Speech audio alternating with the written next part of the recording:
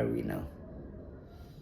Okay, okay. So, yung sabi ko kanina, yung doctrine of original sin, walang itinuro sa Bible. Okay, yung mga apostles walang tinuro, yung mga church fathers walang tinuro. Okay? So nagsimula yung doctrine of original sin nung panahon ni yung pangalan? Agustin. Yung tinatawag nilang Saint Agustin. Okay, mga around 350s, mga 354 yata yung taon noon, 354 AD. Nung si Agustin ay nagsimula na itinuro yung original sin, na sinasabi niya na ang kasalanan ay universal and total. Yun ang result ng kasalanan. So ibig sabihin, lahat ay nagkakaroon ng kasalanan na namana mula kina Adan at Eva. Okay. Ngayon, total, ibig sabihin, apektado lahat. Yung isip natin, yung puso natin, lahat-lahat ng parte ng katawan natin ay apektado. Yun ang tinatawag nilang total depravity. Yung ibig sabihin ng total depravity ay wala tayong capability to control ourselves. We don't have a capability. We don't have capability to actually to the point of understanding the gospel and believing the gospel. Okay? So wala kasi lahat totally depraved tayo, makasalanan tayo. Okay? So ibig sabihin, merong exemption. Pag ikaw ay pinili ng Diyos, kaya doon nagsimula rin yung tinatawag na predestination or yung unconditional election, na yung mga maliligtas ay pinili ng Diyos. Kaya ibig sabihin, pagka hindi ka pinili ng Diyos, ay hindi ka maliligtas. Ayan. So lahat na 'yon talagang konektado, nag-connect 'yon. So ibig sabihin, dahil tayo ay makasalanan, ipinanganak tayo na makasalanan. Para bang yung kasalanan ni Adan at Eva ay parang sakit na namana. Parang for example, yung STD or sexually transmitted disease, parang gano'n. Yun. Parang sa loob pa lang ng sinapupunan ng magulang ay meron ng kasalanan. Ayan, yun ang concept doon. Okay? So ano ba sa Tagalog 'yon, yung original sin? Ano sa Tagalog? Kasalanan na kasalanan na namana, yun ba? Namana na kasalanan. Okay? At dahil doon, nagsimula din yung concept of yung tinatawag na infant baptism. Kasi pagka yung bata ay ipinanganak at meron siyang original sin, at pagka namatay siya, hindi siya pwedeng maligtas. Kung hindi maalis yung original sin. Kaya dapat mabautismuhan yung bata. At yun ang tinatawag nating binyag, sa Tagalog, or in English ay infant baptism. Kaya sila ay naniniwala doon sa infant baptism because of the doctrine of original sin. Okay, so yun ang dahilan kung bakit merong tinatawag na infant baptism. Okay? Kaya yun ang mapapag-aralan natin. Ngayon, pagdating ng after how many years? Ito kasing doctrine na ito ay ito yung doctrine na inadapt na officially ng mga Roman Catholic. Kaya hanggang ngayon, yung mga Roman Catholic ay naniniwala sila sa original sin. Okay? Pero gusto kong sabihin sa inyo na hindi lang mga Catholic ang naniniwala ng original sin. Yung mga Jehovah's Witnesses, naniniwala din sila sa original sin, at actually kahit yung mga evangelicals, ibig ko sabihin mga ibang Protestants. Okay, bakit kaya? Dahil isa sa mga tinatawag na reformers sa yung church history, ang pangalan ay John Calvin. John Calvin. Itong John Calvin, idol niya si Saint Augustine. Okay? Kaya siya rin ay inadapt niya itong turo ni Agustin, si John Calvin. Okay? Kaya itong John Calvin, ito yung turo na tinatawag na Calvinism, yung Calvinism. Okay? So yun, itinuro niya na tayo ay totally depraved, na kung hindi ka pinili ng Diyos ay hindi ka maliligtas. So, and then yung once saved, always saved, yun yung mga turo ni John Calvin. Okay? And aside from those things, naniniwala kasi siya na ang tao, pag siya ay ipinanganak, meron na siyang kasalanan. Okay. So yun ang turo ni John Calvin. Okay, itong si John Calvin, actually nung panahon niya, pag binasa niyo yung church history, siya ay isang religious bully noon. Pinapahirapan niya yung mga parang kasi very powerful itong si John Calvin noon. Okay, ngayon, so this doctrine of original sin ay hindi lang sa Catholic, kundi kahit sa Protestantism or evangelical groups ay naniniwala din sila.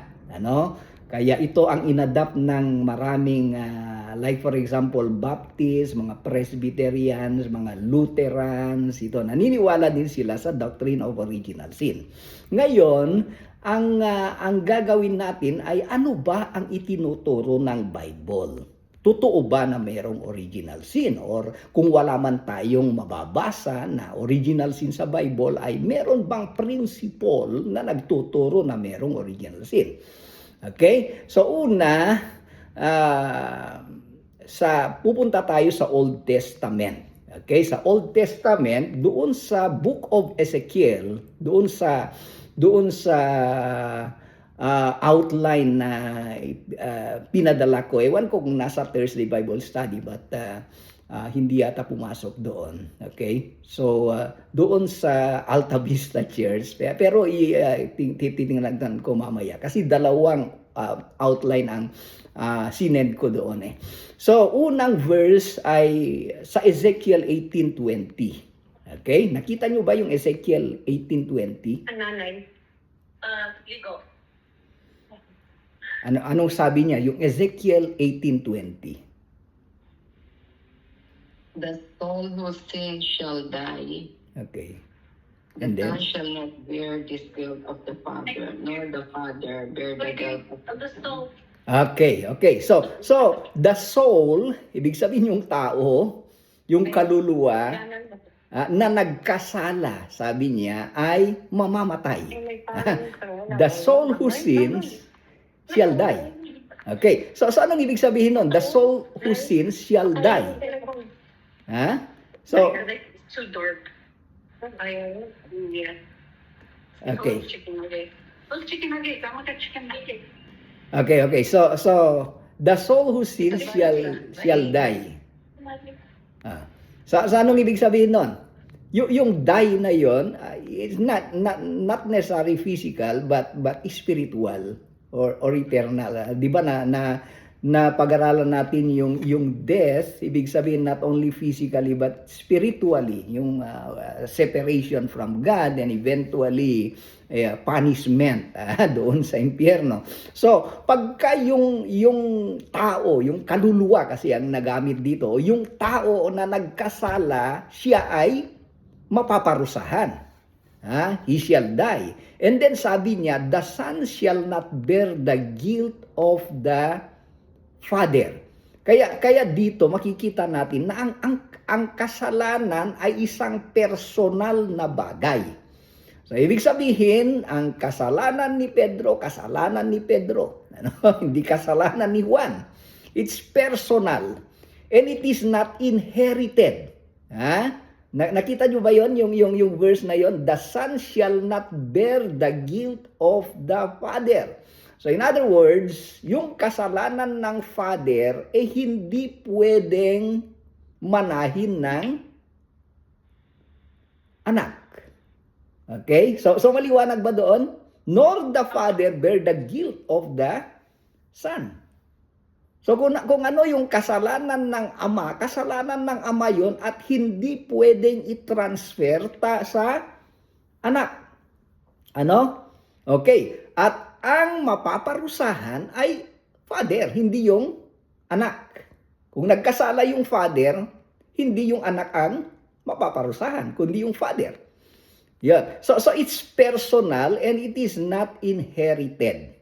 Therefore, punishing all humanity for Adam's sin could be inconsistent with God's justice kasi God is just.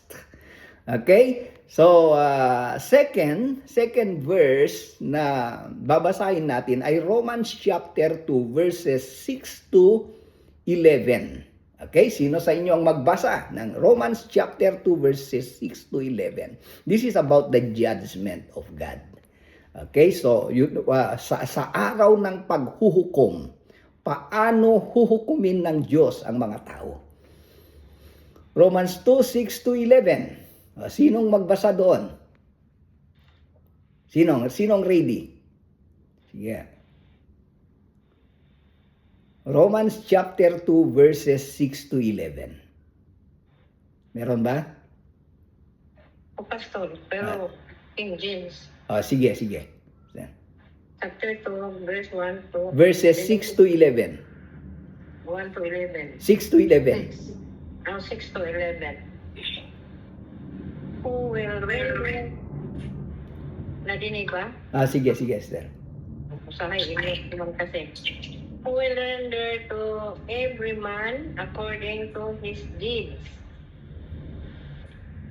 To them who by pattern continue once in well-doing, seek for the glory and honor and immorality, eternal life, but unto them that are continuous and do not obey the truth, but obey the unrighteousness, indignation, and wrath. Tribulation and anguish upon every soul of man that doeth evil, of the Jew first, and also to the Gentile. Okay. But glory, honor, and peace to every man that worketh good, to the Jew first, and also to the Gentiles. Gentiles. Okay. So sa araw ng paghuhukom, sabi niya, God will judge everyone according to ano? According to their deeds, di ba? Yeah, According to their deeds. Okay. So God will judge everyone according to their deeds. Bakit according to their deeds? Akala ko ba ang Bible tinuturo niya na we are saved by grace, not by works. Okay? So kasi dito kasi according to their deeds, sabi niya, because yung faith natin, yung pananampalataya natin, although na naliligtas tayo sa pamamagitan ng pananampalataya, pero pagdating sa judgment, maipapakita doon kung ano ba ang bunga ng pananampalataya natin. Ano? Kaya yung good deeds ay bunga ng ating pananampalataya. And through our good deeds, we can have eternal life. Sabi niya, Those who persistently do good and seek glory and honor and immortality, magkakaroon ng eternal life. Okay? But wrath and anger. So, ibig sabihin the wrath and anger of God to self-seeking who disobey the truth and to follow evil with no partiality shown between Jews and Gentiles. So in other words, we will be judged according to our works. Kaya nga sabi ni Apostle Paul, ibig sabihin, bawat isa, may papakita kung ano ba yung mga nagawa niya nung siya ay buhay pa. Okay? So, bawat isa. So in other words, pag kinonect natin doon sa original sin, magkakwan ba yun? Does the doctrine of original sin support itong verse na ito? Hindi ano? Hindi. Bakit hindi? Kasi bawat isa, God will judge everyone according to their deeds. So in other words, our judgment is not based upon the sin of Adam and Eve. Okay? But according to our own deeds. Okay? Kung anong ginawa natin, yun ang basehan ng ating pagkahukom or judgment. Okay? So, hindi yung ginawa ng ibang tao, kundi yung ginawa natin mismo. Okay? That's why if God judges us individually, then the idea that we inherit guilt from Adam could contradict this principle of the Bible. Okay? Kaya meron tayong mga logical objections dito. Like for example, dito sa moral responsibility, punishing someone for an ancestor's action violates the principle of justice. So, ibig sabihin, if God is just,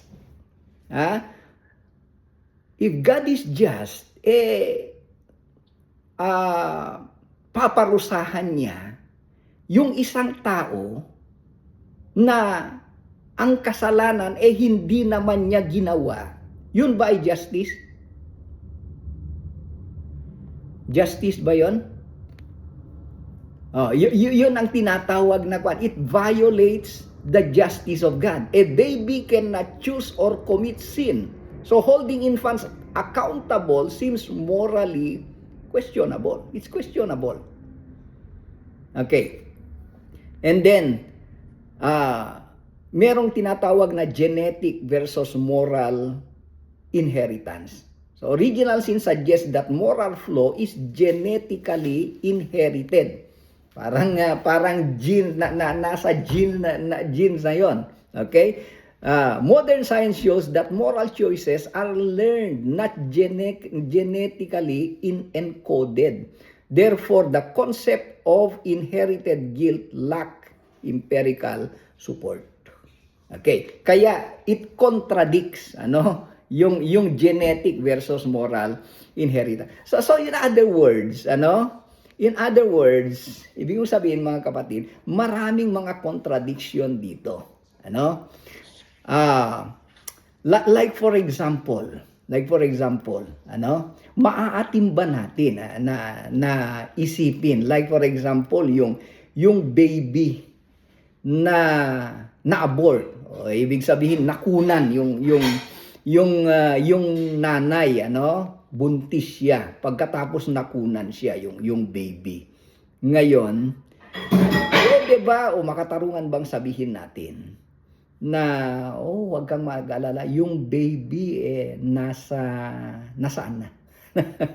Yung baby. Makatarungan ba na isipin na yung baby na namatay pumunta sa impyerno dahil sa kasalanan na hindi naman niya ginawa? Ano kaya yung isip natin? So Like for example, namatay yung bata. Namatay yung bata. Kaya nga sabi nila, dapat mabinyagan para maalis yung original sin na nasa kanya, yung inherited sin. Dapat mabautismohan. Kaya nga ang question doon, kung yung bata hindi pa parang na-abort lang. Nakunan yung nanay. Oh. Or for example, yung bata ay ipinanganak na abnormal at lumaking abnormal at hindi niya maintindihan ang gospel. So, yun ba ay mapupunta sa impyerno? Hindi po. Hindi kasi siya ay nasa yung tinatawag na stage of innocence. And I believe that God, who is a just God, hindi niya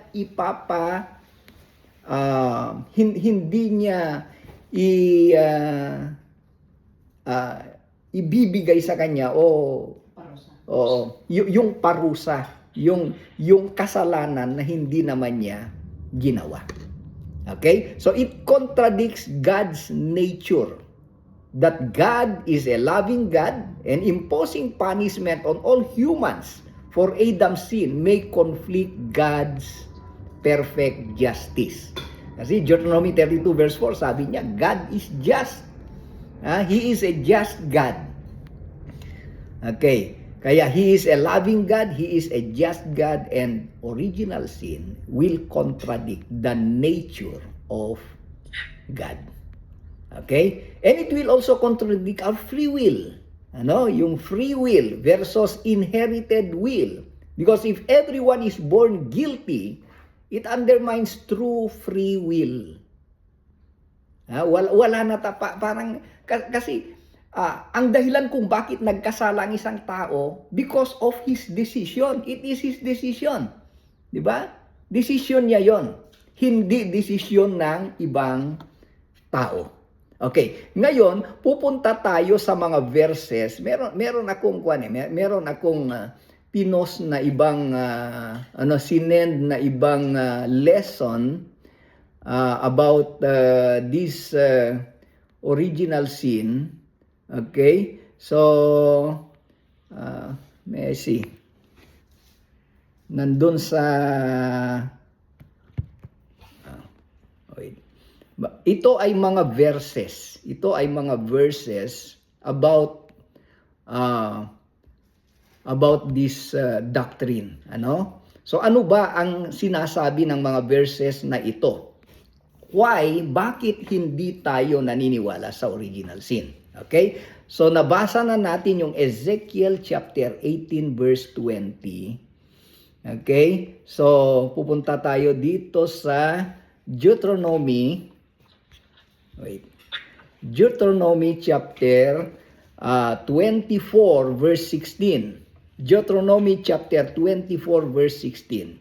Sabi niya dito, fathers shall not put to death for their children, nor shall children be put to death for their fathers.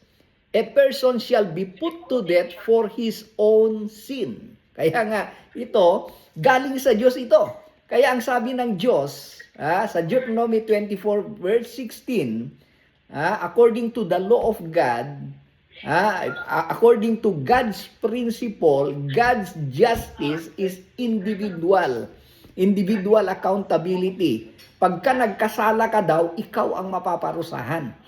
Pag ama yung nagkasala, ama ang mapaparusahan, hindi yung anak. Okay. So, Romans 2:6, yung sinasabi natin kanina, who will render to each one according to its deeds. Each one, sabi niya, each one according to his own deeds. So in other words, judgment is based on one's action, not on Adam's guilt. Okay. Another verse, Matthew chapter 19 verse 14. Ito kasi nung panahon ni Jesus Christ, yung mga bata nagkakagulo. Nagkakagulo yung mga bata. At nung nagkakagulo yung mga bata, nagalit yung mga apostles. Sabi na, paalisin nyo yung mga bata. Sabi ni Jesus sa mga apostles, rinebuke niya huwag nyong paalisin yung mga bata. Sabi ni Jesus, bakit? Anong sabi niya sa Matthew 19:14? Let the little children come unto me. Bakit? Wala silang kasalanan. Oh, for such is the kingdom of God. Oo. Yung mga bata daw, mga maliliit na bata, sabi niya, little children, huwag niyong palisin sila. Kasi itong mga little children, hindi niyo ba alam? Sabi niya, sila ang may-ari ng kingdom of God. Kingdom of God. So ibig sabihin, pag namatay itong mga bata, diretso sila sa langit. Okay? Kaya si Jesus Christ nung merong mga argument yung mga apostles, sino ba ang pinakamataas sa kingdom of God? Anong sabi ni Jesus doon? Mark chapter 10 verse 14. Sabi niya, whoever does not receive the kingdom of God as a little child, so ginamit niya yung little child, will be no means to enter it. So in other words, children are presented as example of those fit in God's kingdom. Okay? Ezekiel chapter 7 verse 29. Sabi niya, God made men upright, but they have no sought out of scheme. Okay? God made men upright. Hindi totally depraved ang tao. Okay. Isaiah chapter 59 verse 1 and 2. Sabi niya, your iniquities have separated you from God. Your own iniquities. Not the iniquity of Adam and Eve, but your own iniquity have separated you from God. Okay? So, ang daming mga verses dito. So babasahin niyo pag Matthew 18 verse 3. Sabi ng Matthew 18 verse 3, unless you are converted and become like little children, you will by no means enter the kingdom of God. So again, Jesus used little children as an example. Kung hindi daw tayo magiging parang maliit na bata, hindi raw tayo makakapasok sa kingdom of heaven. Anong ibig sabihin ni Jesus Christ dito?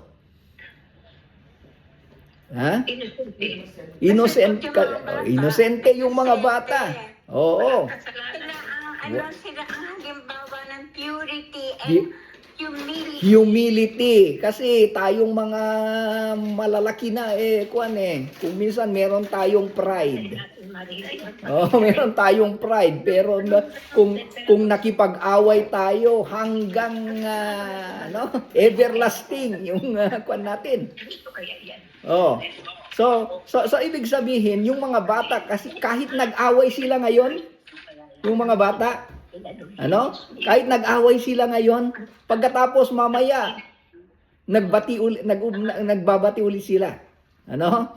Yan, yung mga bata. Kaya sila ang example. Yung mga bata. Unless you become little children, sabi niya, you will by no means enter the kingdom of God. Okay? Bakit maraming naniniwala sa original sin?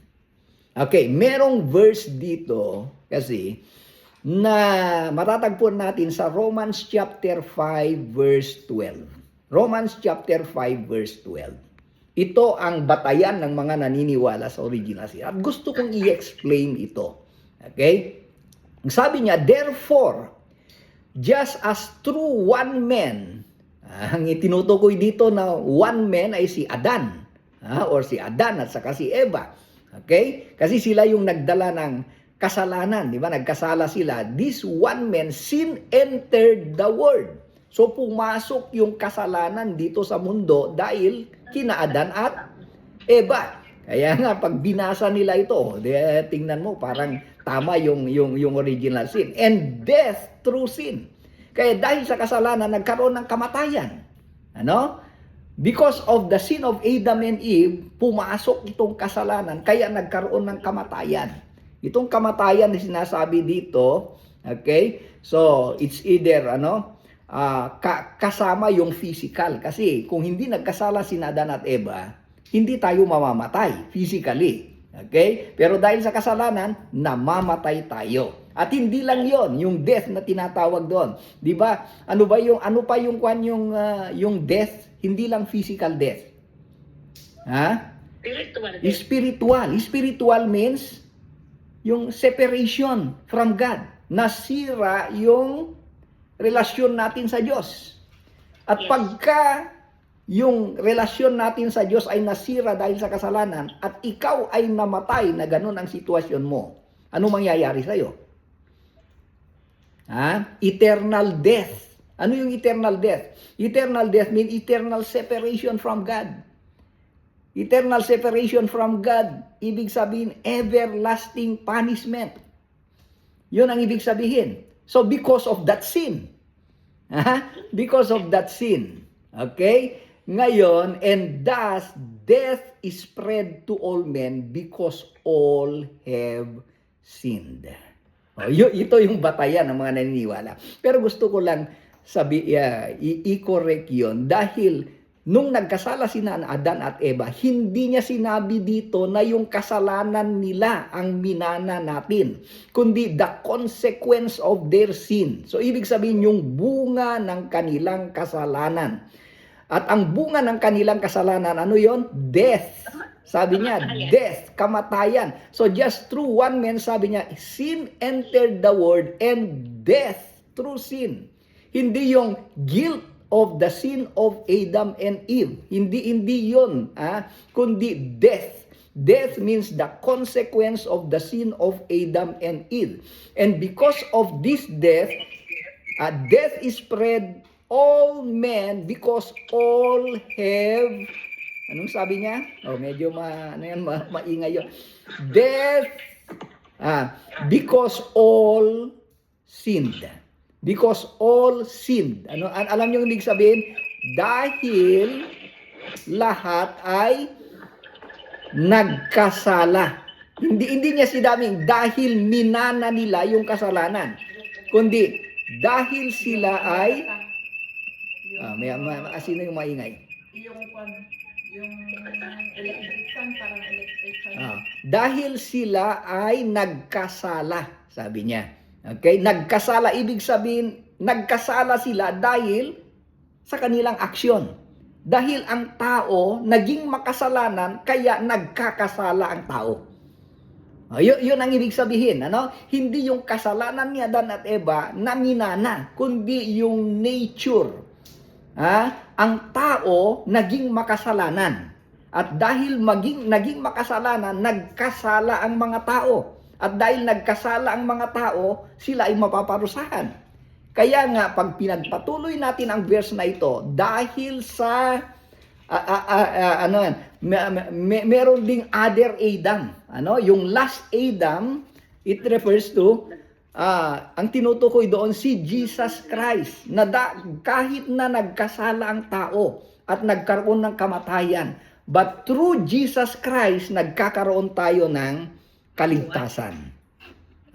Because of Jesus Christ. Yun ang ibig sabihin, yun ang point ni Apostle Paul dito. Kaya ang point niya dito, lahat ng tao nagkasala dahil tayo ay naging makasalanan. Diba? Hindi nyo ba na-observe? Alam natin mali pero ginagawa pa rin natin. Why? Kasi yun ang gusto ng laman natin. Yun ang gusto ng puso. Okay? Na-corrupt kasi yung puso natin. Kaya tayo ay nagkakasala. Pero, ang magandang balita dito, pumunta si Jesus Christ dito sa lupa. Okay? Para iligtas tayo mula doon sa kasalanan. Okay? At tayo ay merong free will na kung saan pwede tayong magdesisyon kung tatanggapin natin si Jesus Christ o hindi. Dahil sa pamamagitan ni Jesus Christ lang, tayo ay mapapatawad doon sa kasalanan at magkakaroon tayo ng buhay na walang hanggan. Okay, kaya itong original sin, okay, so it's wala sa Bible ito. Wala sa Bible. Okay? Ang itinuturo ng Bible, ang minana natin ay yung bunga ng kasalanan. Hindi yung mismong kasalanan, kundi yung bunga ng kasalanan. Kaya yung bata, okay, pag bata pa siya, nasa stage of innocence. Yun ang sabi ko kanina. He is still in the stage of innocence. Parang yung situation ni Adan at Eva before they committed sin. Ano? Yon, they were under the stage of innocence. Pero habang lumalaki yung bata, okay, nalalaman na niya, naiintindihan na niya yung masama at mabuti. So, kagaya ng kalagayan ni Adan at Eva after na nagkasala sila. Nung kumain na sila ng prutas na ipinagbabawal ng Diyos, the tree of knowledge. So, alam na nila kung ano ang tama at mali. Okay? Kaya sa stage na yon, yung tinatawag na stage of accountability, kailangang magdesisyon sila. Tatanggapin ba nila si Jesus Christ o hindi? Kung i-reject nila si Jesus Christ, magkakaroon sila ng everlasting death, which is the everlasting separation from God. Okay. So, yun ang napag-aralan natin. Any question? Do you have any question? I have a question. Okay, sister. Yung tumanggap na sa Panginoon Diyos, Mhm. si Lord Jesus Christ, tapos dumating sa buhay niya ang mga doubts. Mhm. Hindi siya naiwala sa mga turo. Oo. Tuluyan siyang lumayo. Mm. Wala na siyang pagkakataon Na maligtas? eternally separated na siya. Ah. Okay. So, sa Bible, merong tinatawag na fallen from grace. Fallen from grace meaning that after he received Christ as his personal savior and then he changed his mind and deliberately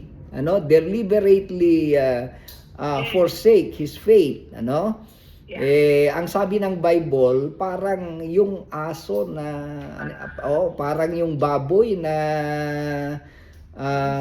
bumalik doon sa bumalik sa puti-putikan, parang ganon, okay? So, merong tinatawag na fallen from grace. But I also believe that as long as he is alive, there is always hope. Pwede siyang babalik sa Panginoon. Okay? Pero pag namatay siya na... Kaya lang ang problema, pag namatay siya na ganong situation at hindi siya nakabalik sa Panginoon, No more chance. no more chance. Yan. So habang meron pang tsansa, pagka yung tao palang unti-unti lumalayo sa Panginoon and then hanggang sa siya ay tumalikod na, parang yung prodigal son, the parable of the prodigal son. Okay, he was considered dead. Dead. He was a son but he was a dead son. He was separated from his father. Yan. But ang maganda doon, he came to his senses and he went back to his father. That's why through that yung parable na yon, tinuturo niya sa atin na kahit tayo ay tumalikod minsan, ay God had given us a chance. Pwede tayong babalik sa Kanya. Brother Terry, kung sakali man ang tao na yun ay naghihingalo na, Mhm. talagang near death na, Oo. biglang bumalik sa isip niya. Mm. Siya ay humingin tawad. Maliligtas pa siya. Yes, maliligtas. Maliligtas, sister. That is Oh. what I believe. Maliligtas. Parang yung thief at the cross, ano? Gumawa siya ng daming kasalanan. Pagkatapos, nagsisi siya. So, maliligtas siya. Yung heart niya. At the last breath, Ah. buhay pa. Mm. That's pa rin siya. Oo. Yeah. Ganon kalawak ang grace ng ating Panginoon. Kung talagang sincere. Oo. Yeah. I've heard people death stories on their deathbeds, Mhm. experiencing like something scary. Yes. Yeah, but the thing is that what God requires that we need to be sealed by the Holy Spirit. Mhm. If they go their own way and they reject God, God will eventually Yes. lead them. Yes. If they choose to go their own way instead of following God, God eventually will give them up. Mhm. That's the problem. Yes, So, yes. so that's why I always pray for people that they would have a change of heart, that they won't wait until the last minute to like try to accept Jesus, because like it's a privilege to have God's forgiveness. You know, like He didn't forgive the angels; He only forgave human beings, and in God's plan, Mm. we will replace the angels or whatever. You know how He said that we're going to be their judges and stuff. So like there's a set standard that God has Mm. for how He has for us. Yes, Yeah. yes. So, Okay. yeah. Yeah, and that's true. That's why wait till you are in your deathbed that you repent. Okay? So, being a Christian early is a great privilege. It's a great privilege. Napakaraming di ba meron tayong kanta, years I spent in vanity and pride. Parang ang daming nasayang na oras, ano? Oh, huwag natin sayangin yung oras natin. Every minute, every second. Ano? Yung buhay natin, nakasama natin si Kristo, that is a very napakalaking blessing, napakalaking privilege. Yeah. Huwag nating hayaan na masira lahat yung mga time na yon sa walang kabuluhang bagay. Yeah. Oo. Kaya, and then, paano kung nasa situation tayo? We are in that situation and then we died without having a chance to repent and go back to God.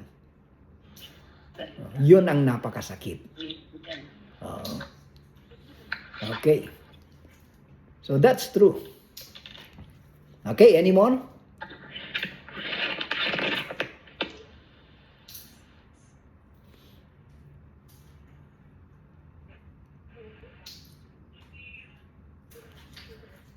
Any more question? How about our lesson? Do you have any more? Do you have any question about our lesson for today? Sabi na lang, sabi na lang sa lahat. Hmm.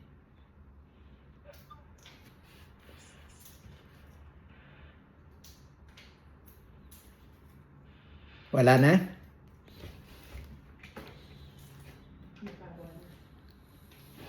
Okay, so if kung wala na tayong kasalanan, pwede tayong doon sa chat natin, it's either on the Thursday Bible study or Wednesday Bible, ang dami kasing check natin, or pwede rin sa Alta Vista Church, you can ask questions there, and we'll try to answer your questions. And in that way, those people who were not able to join our Bible study, makikita naman nila,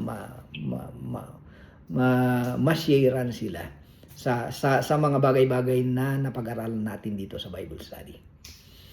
Okay, so wala na? Kung wala na tayong questions, so magpasalamat tayo sa Diyos. Ang daming mga blessings na binigay ng Diyos sa atin, So, according to Sister Emmy, ano yon yung kanyang son-in-law, si Miguel, ay unti-unti ay gumaganda, gumagaling, ano? And I believe that God has something to do with his healing. Okay? And then sino pa? Si Sister Marlene, di ba? Okay, so good news naman na nabasa natin about her situation, and we will continue to pray for Sister Marlene. Ano? And then yung mga lahat ng pinag-pray natin, talagang God is so good, and I believe that He's the one na talagang nagtrabaho siya in accordance to His will. Ano? In accordance to His will. Kasi there are times na talagang kung gusto na ng Diyos na kunin ang isang tao, talagang kukunin niya because it is His will. Diba? Pinag-pray natin si Brother Oscar, and na mabubuhay pa ng matagal, but God's will ay kukunin na niya. Always. Oo. That Yeah. will. Okay, so kung wala na ay magpasalamat tayo. May I request Sister Noemi, ano, pwede bang kayo ang manguna sa ating prayer ngayong hapon o gabi? Opo. Okay, thank you, Sister. Okay. Dakilang Diyos na makapangyarihan sa lahat. Panginoon, tunay na nagpapasalamat kami Yes, sa Lord. pinag-aralan namin sa gabing ito. Lord, sa buhay namin bilang mga Kristiyano, iwaksina namin, Panginoon, ang mga bagay na hindi makakatulong sa aming salvation, sa aming kaligtasan. Yung mga original sin, Lord God, maging ano na lamang po ito, maging Yes, aral na lamang namin ito at magtungo kami, Panginoon, sa tamang direksyon ng buhay. Yes, Lord. Lord God, tulungan niyo ang bawat isa na mamuhay batay sa iyong kalooban. Dakilang Diyos, maraming bagay, Panginoon, na dapat naming gawin bilang isang Kristiyano. Ang ibahagi ang iyong salita. Marami po salamat sa buhay ni Pastor Perry. Yes. Panginoon, binabahagi niya ang kanyang kaalaman. Binabahagi niya po, Panginoon, ang iyong salita sa amin. Kami, Panginoon, sasabihin namin kulang ang kaalaman, pero dahil sa kanyang pagtitiyaga, natututo po kami, Panginoon, nagiging bahagi ito ng aming everyday life. Lord God, dalangin ko, patuloy niyo po, Panginoon, bigyan siya ng kalakasan, ng kaalaman para lumabig pa ang kanyang buhay. Yes. Lord God, dinadalangin ko rin po yung mga pinag-pray namin. Maraming salamat, Yes. Panginoon. Lord, maraming salamat, Ama, at in-honor mo yung request namin para kay Marilyn. You honor her faith, Lord. Yes, Lord. Maraming salamat at hindi po mo kapatid namin ito. Maraming salamat, pinatunayan mo, Panginoon, na ikaw ay buhay. Walang imposible sa iyong banal na pangalan. Maraming pong salamat sa buhay ni Marilyn, sa kanyang pananampalataya, sa kanyang pananalig na meron Diyos who is our great healer. Salamat din po, Panginoon, sa buhay ni Miguel. Yes. Nakalabas na siya ng ospital.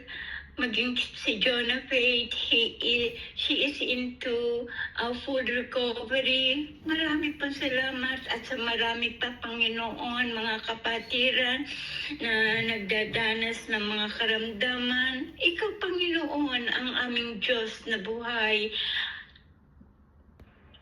Touch them, O God. Lord, maaring hindi lamang sa physical na pangangailangan, maaring sa mga sitwasyon sa buhay, sa mga circumstances, sa mga issue, Lord, sa mga complication. Marami po, Lord. Pero tulungan niyo ang bawat isa sa amin, manghawakan lamang tanging sa iyo. Manghawakan kami, Panginoon. Hayaan mo, Panginoon, na yung buhay namin mag-reflect ang iyong kagandahan. Mag-reflect, Panginoon, sa buhay namin ang glory, Panginoon.